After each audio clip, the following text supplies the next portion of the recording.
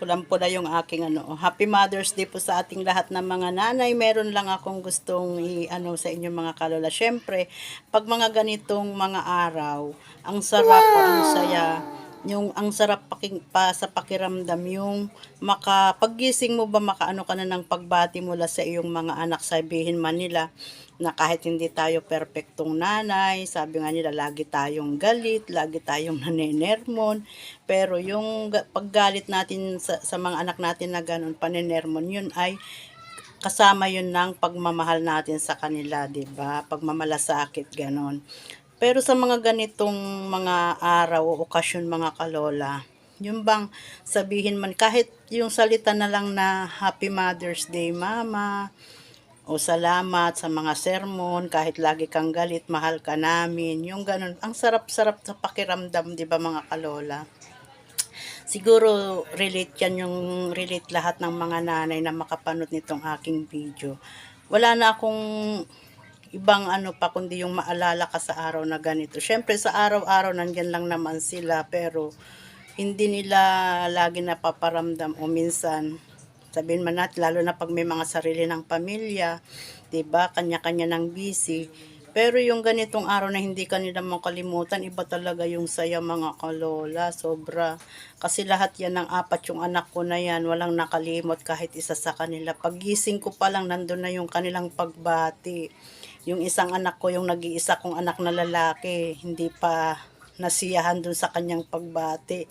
Tumawag pa talaga siya, kasama yung mga apo ko. Kasama yung mga apo ko na nagbati sa akin ng Happy Mother's Day, Mama La, o Happy Mother's Day, Mama. Di ba nakakaano ng loob? Kasi katulad ko na, hindi ako lumaki sa nanay ko. Siyempre, mahal ko din ang nanay ko, pero hindi talaga ako dun na ano, kasi mga bata pa kami, naano na kami sa pagtatrabaho, pero hindi ko sila sinisisi kasi mahal ko ang nanay ko. Yun nga yung pagsisisi ko na hindi ko na iparamdam ito noon sa nanay ko. Yung bang pinaparamdam ng mga anak ko ngayon sa akin, hindi ko yun na iparamdam sa nanay ko, kaya yun ang pagsisisi ko.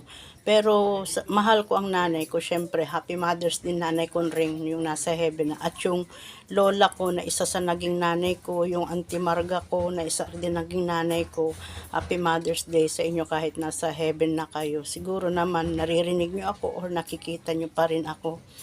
At sana igabay nyo ako. So, ayun lang, napapahaba yung ating kwento mga kalola. Walang kasing sarap talaga yung ganon, yung hindi kanila makalimutan. At syempre, kabi-kabila yung pagbati dahil Mother's Day nga ngayon. Ang sarap-sarap ng feeling. Pero may mas masarap pa pala mga kalola. Pag nakatanggap ka ng ganito. Pag nakatanggap ka ng ganitong regalo bukod sa pagbati at ano meron ito, oh, 'di ba? Salamat sa anak kong lalaki na nagbigay sa manugang ko. Thank you very much. Mahal ko din kayo syempre. At sana may pasunod pa to sa anak kong tatlo.